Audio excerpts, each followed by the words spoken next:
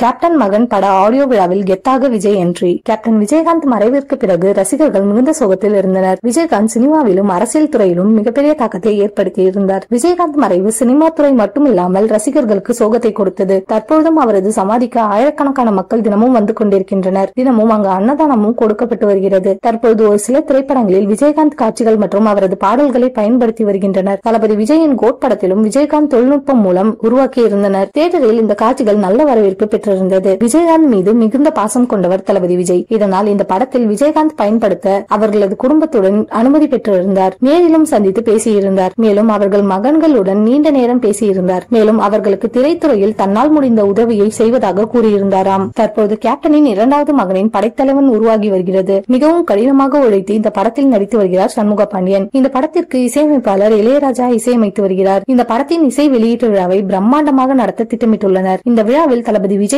சிறப்பு விருந்தினராக அழைக்க திட்டமிட்டுள்ளனர். விஜயும் ஏற்கனவே இதற்கு சம்மதம் தெரிவித்து விட்டதாக செய்திகள் வெளியாகி இருந்தன. விஜய் இந்த படத்தின் ஆடியோ வெளியீட்டு விழாவில் கலந்து கொண்டால் இந்த படத்திற்கான எதிர்பார்ப்பு பெரும் அளவில் உருவாகிவிடும். விஜயகாந்த் மரியாதை கொண்டவர் விஜய். எனவே இந்த ஆடியோ வெளியீட்டு விழாவில் கலந்து கொள்ள அதிக வாய்ப்பு இருக்கிறதாம்.